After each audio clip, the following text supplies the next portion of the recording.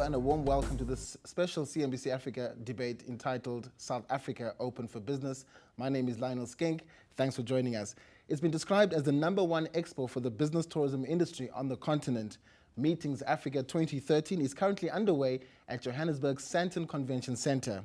And this year there's a very strong Pan-Africanist focus. Indeed, the focus for this year's Meetings Africa is advancing Africa together. Now, in 2011, South Africa joined a club of new, exciting, emerging economies. That is the BRICS group of countries: Brazil, Russia, India, China, and of course, South Africa. Our question today is, how can South Africa's business tourism industry continue to grow with the membership in BRICS? And that's the question that we'll be asking my panelists. And at this moment, let me introduce you to my esteemed panelists. At my extreme left, we have Amanda Kotsenhlapo. She's Executive Manager for the South African National Conventions Bureau, and of course, our host for Meetings Africa. Amanda, thanks for joining us. Thank you so much. You're welcome. Right next to her is we have Daniel Kinnear, Senior Executive Associate for the Africa Strategy Group. Daniel, thanks very much for joining us. Glad to be here, thank you. And right next to him is Mr. Gary Grimmer, CEO of Gaining Edge. That's a consulting agency of the world's business events industry. Gary, thank you so much for joining us. Pleasure. Last but not least, we have Manaj Papa. He's the Acting General Manager Commercial at our national carrier, that is the South African Airways. Thank you very much, Manaj. All right, now before we hear from our panel, let's take a look at the highlights of the opening for this year's Meetings Africa 2013.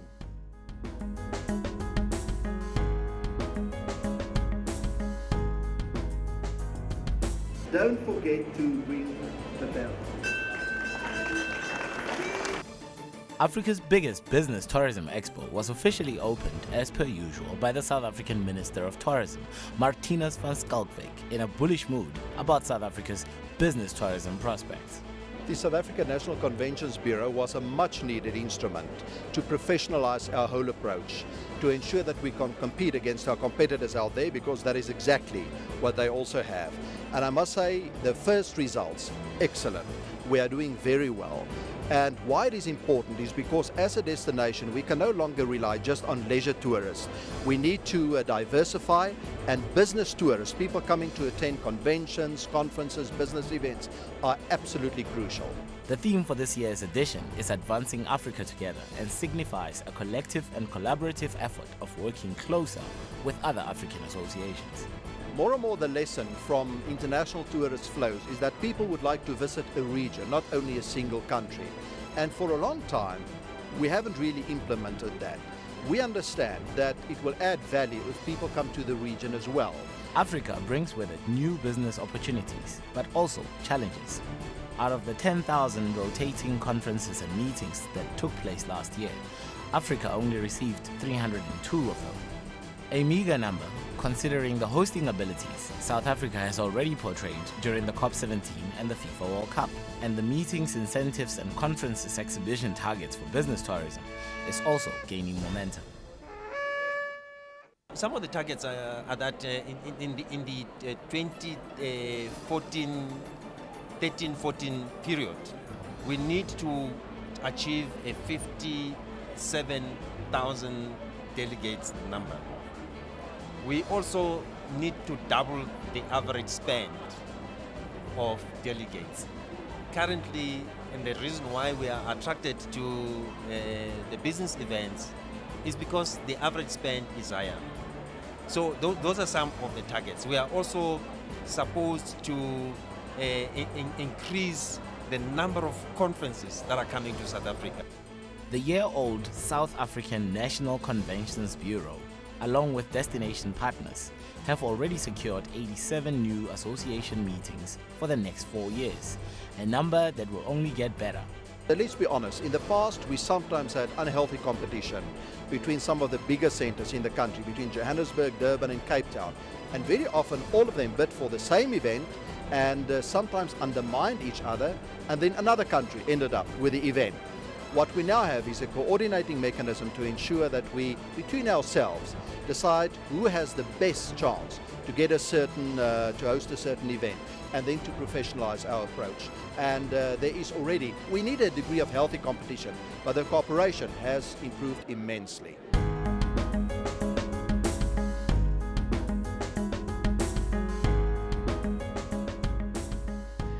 Well, that was a look back at the opening of Meetings Africa 2013. Some of the issues, Amanda, are still relevant 2013 as they were in 2012.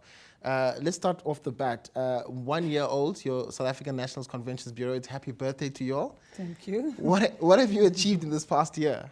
You know, I think one of the most important things is that we actually established a meetings infrastructure, and I'm not talking about the buildings. Of course, we can't without our convention centers. But I think what is important is that we have all the regions now involved. We formed a coordinating council where all the regions with their business events units or other convention bureaus, we know that there are 3 big cities have conventions bureaus. We also know that we have on the verge to have one in Nelson Mandela Bay. Tshwane just also have a convention bureau, you know, so we see definitely an increase in that. And I think what that actually says that us as a country is even more ready to host these events. What was the status quo before you had this coordination, this coordinated effort that you're talking about now? Was it every city pulling in their own direction? You know, it was a little bit more competition, and now we have co-opetition, as we like to call it. I think what happened is that everything went to the big cities, and suddenly, you know, it opened up for us so many opportunities and possibilities. You know, if you have the whole, if I just think of regions that is incentive strong, you know, we just need to develop that product. But I think when you start with a point that you can contact, someone that can help you, you know, when you come from far, it's very difficult, and you still have that question, well, it's on the continent of Africa, can you do it? And I think that is important, you know, as destinations, if we can actually have it easier for the planner, that is really our aim. So it's also about perceptions. Let's just bring Daniel in. Daniel, let's talk about the fact that business tourism is a separate product from leisure tourism. We heard from the minister talking about how it's important that we go after this business. We heard from the CEO of South African Tourism. We've heard from Amanda that South Africa as a country is taking this sector a lot more seriously than they did in the past. Is that a good thing? Well, yes. I think if you look at the various the architecture on how Africa achieves growth, economic growth, infrastructure growth, employment growth, we cannot ignore the place of tourism. And I think the business meetings bring in investors, bring in scientists, bring in engineers, and indirectly that influences how the perception of South Africa out there can change, notwithstanding that one is not always responsible and can manage the neighborhood, Mali or whatever area. Mali's in the neighborhood. It is in the neighborhood. Unfortunately, see, that's the exactly. reality. We had an incident in Angola in 2010 or 2011, and everybody was saying, was it 2010? Everybody was saying that, you know, this incident in Angola is going to impact negatively on our World Cup. Let's talk about that, managing the perceptions of the country through business tourism. Yeah, I think managing national perceptions, particularly for Africa, becomes more complex because there's an acquired view out there that Africa is homogeneous, and also when South Africa undertakes to represent Africa, it invariably attaches itself to that geography. But I think it is indispensable, this engagement, like this meeting, this important meeting here in Johannesburg, it's important to begin to change the perceptions out there, but more importantly, in the intervening period, to manage how those perceptions, and there is so much changing within our space in Africa, but also what is changing in Europe and in Asia. And I think it's an amalgam of all those changes and how we continue to manage it to show that South Africa has international best practice, some of the best facilities in the world, and I think that in a way would inform how the South Africa is seen as a destination of preference over the others, even when there's competition. And Gary, I want to bring you in here. I saw a quote that you were quoted saying that South Africa will lead the charge and the rest of the continent will follow. We have Meetings Africa 2013 saying growing Africa together, we've been Pan-African. I want to challenge you on that though. South Africa leading the charge and everybody else following. How do you justify that? I guess the first thing I'd say is that I think that South Africa is really ready to be part of the family and to do it collectively. So I don't think South Africa is sitting here saying that they want to tell everybody else how to do things. The only thing that I was trying to express was that South Africa is probably the best prepared right now. South Africa has been pretty successful in this market. They've got the 3 big cities here are experienced. They've got good facilities. They've had these groups coming in, and the industry knows how to provide the services that these groups expect. There are a lot of other countries in our part of Africa that are less experienced. I think that's what I was trying to say. But without question, what's good for Africa is good for South Africa and vice versa. So South Africa can actually maybe do a bit of knowledge sharing and help its neighbors come up to speed. As a consultant in the business tourism industry, what are you telling Amanda behind closed doors? What am I telling her? I guess first off, I don't need to tell Amanda a whole lot because she knows what she's doing. I think that our perspective is that a few things. One is that, as I said, you've had 3 cities here that were very adept and did well. What we need is a whole country to fire, you know, and one of the things that we're looking at together is the fact that really, not just for South Africa, but for all of Africa, one of the things that we need to do is actually build the association industry here. Associations have conventions. Doctors, scientists, lawyers, engineers, professors. And one of the things that's important is to have more associations so that we can attract more conventions, associations that are connected globally.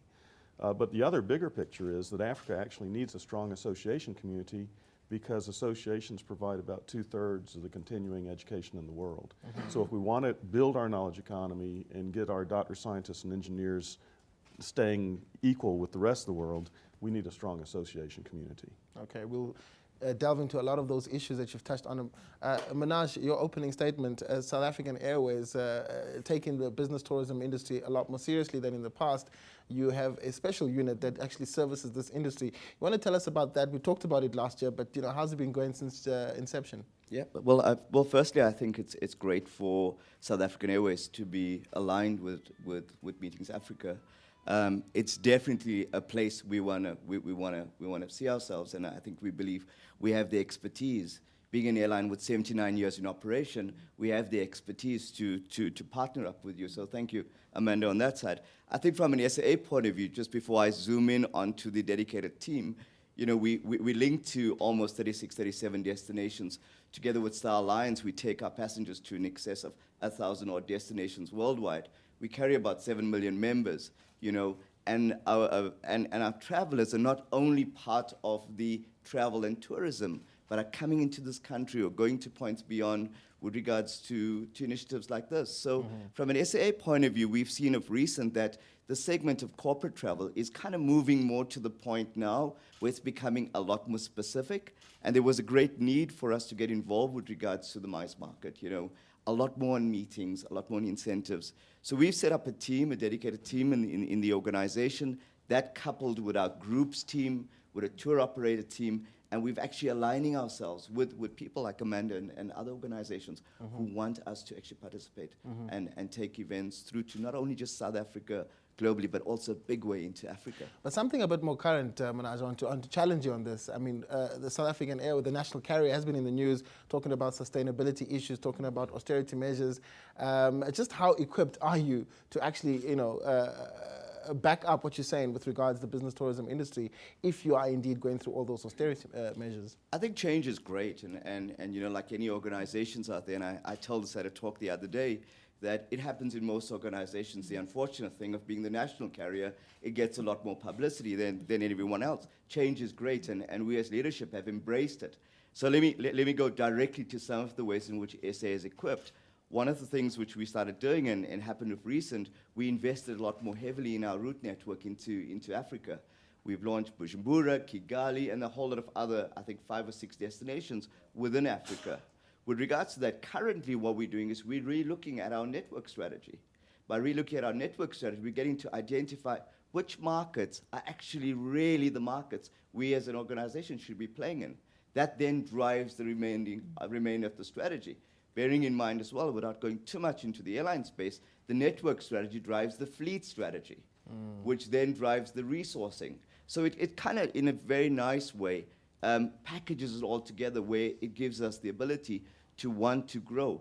But the great thing about it, and this is what I'm willing to share, that our strategy is not just short term. So it's not 3 years as we've had it before. It goes as far out as 2033. So we are starting to look into detail of all the things that we need to ensure that the SA strategy is sustainable. All right, to my panel, great opening comments. Now we're going to get into the nitty-gritties and try to really get you to make some breaking news statements here. Amanda, we've had, you've had your say, Daniel, and as well as Gary and Manaj. But the one issue that constantly comes up with regards to business tourism is that, the effect it has on the economy, the effect it has on job creation. Are you able to quantify that? Yeah, I think the important thing is that 87 meetings that, that you were talking about will result in 2.6 billion, direct. This is revenue coming into the country. Revenue coming into the country. But I think, I always say, and I had earlier a discussion with Daniel, and I said, it's not just about the numbers. This industry brings so much more. It brings business. It's a market that it brings scientists, it brings innovation, knowledge sharing. We in the world, when we are with our peers, we talk about knowledge economy. And I always say, if you don't have knowledge, you can't make money. And if you look at what our president, Zuma said, one of the key areas is education. And this industry is actually, it's a crucial part that it can play in education. And by bringing the best to rub shoulders. I was saying, this, as we speak here, there are 3,000 cardiologists, pediatric cardiologists that are in Cape Town now, busy with their meeting. That is the kind of stuff that we are talking about. So it's not just about the numbers, but of course, that is always what people want to know and want to hear. But it definitely can stand its ground. And these 87 for the next 4 years, are they all international meetings, association well, they're meetings? regional and international. Okay. But, as a country, and that is where I think the quick wins are, for us to actually grow the African Association fraternity, for them to rotate more, because that is a quick win. At the moment, if you look at Europe, that is where the bulk of their meetings are, European associations. Whilst in South Africa and Africa, it's just the other way around, We have many more international associations that we have our regional associations. But that will definitely change. When we work with our other Advancing Africa Together and work with our other tourism authorities, there's a lot of the tourism authorities on the continent now are looking at convention bureaus and really start to play in this field. So that intra-African interaction that you're talking about, is it becoming a reality because of business tourism? Definitely. I do think that, it's a very easy way, because what I was saying to you earlier, just as we have here, our regions and our cities have co-opetition, it's exactly the same thing. If we can share leads with each other, if the meeting of, social development, African Association happen in Ghana, the next time it can happen in South Africa. So it's what is nice about it, it's really a sharing, and I do believe the important thing is that we have to make sure that we can deliver. That is, of course, the important thing. Here's something, Daniel, that you are very passionate about, intra-African trade. The numbers aren't great at the moment. Africa's biggest trading partners tend to be from outside the continent. We don't trade with each other that much, 20%, 19%. What is your opinion with the ability of business tourism to up those numbers, intra-African trade? I admire the fact that the Convention Bureau is making an attempt to try and change or add to intra-African trade. I think there are a number of developments across the continent and which impact sub-Saharan Africa, if I may use that, and the developments over the last 3 years in North Africa and the Middle East. I think that the industry, I'm not a specialist on the industry, but Morocco and North Africa have the substantial amount of inbound tourism, general tourism. The events there have created, as much as it is sad events, and they're far from being resolved, and they benefit this opportunity of this meeting in South Africa for Africa to pitch to the world, here's an opportunity, still stay on the continent. Secondly, as far as intra-African trade is concerned, and because of these meetings, is that there is also opportunity now for some of the Africa-based meetings. And, you know, there's the Economic Commission for Africa, there's the African Development Bank, there are other regional trade bodies. They can rotate their meetings so that meetings can be generated in Africa and can be rotated again around Africa, notwithstanding that a large number of them are basically multilateral organizations or the trade promotion or the investment promotions. So that, because Africa has realized going to Europe now is expensive and probably will not bear any fruit for a while. And the same with the United States. And the spin-offs from these meetings will generally result Exactly. They will attract and generate business in Africa. In Africa, And increase that trade. So I think there's great opportunity, provided that not only is there an acceptance that these opportunities exist, but we do something about it. There's a lot of good talk out there. What is necessary is a bit of action, even within the big trade partners that we have beyond Africa. Great stuff. I mean, very, very, very exciting and positive. Gary, at the end of the day, it's all about rankings, isn't it? We have the ICA rankings, and South Africa ranks 37. Africa, from the inset we heard, we're not really burning up the charts as far as the ICA rankings are concerned. And it's all about bums in seats, on airplanes, coming to the continent, filling up convention rooms and everything. So we will be judged by those rankings. I would assume that some of your mandate would be to help people like Amanda and everybody else on the continent to improve their rankings. And how important are those rankings? Well, I think the rankings are indicative of your level of business. And I guess one of the things, first off, the rankings you're talking about are international conventions. That's what we want here. Again, we're talking about trade and intellectual engagement. You just talked about our trading partners. Trade follows GDP. When Africa has a bigger GDP, we'll have more trading partners locally. And in order to build GDP, you got to have trade and intellectual engagement. And so really what Amanda was saying before is so true. You know, it's one thing to talk about getting people here on airplanes and filling hotel rooms. What we're really trying to do is get the thought leaders of the world to come here and see what we have to offer and see how innovative we are and to begin to invest in our economies and begin to develop research and trade and export links. So I guess what I would say is, look, that indicator of how many meetings we have has a direct correlation to how we're building our knowledge economy.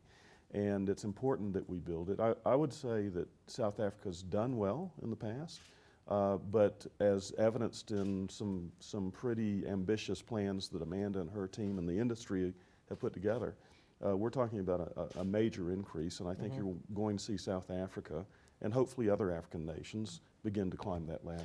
Those ICA rankings, I know you said as much as it's a reflection on the level of business, does it help people make decisions like, oh, I would like to do business with South Africa, they're pretty highly ranked, or any other country for that matter? I think there's some publicity value to it. I mean, if you're ranked high in the world, people say, well, other people must be going there and it must be a good place to go. So there's a benefit to that.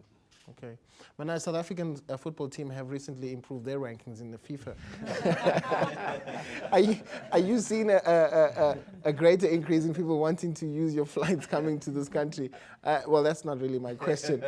My question is regards regional trade. I mean, we're talking about, I mean, ICA has opened a regional, an Africa regional office as well. This is more for the meetings industry.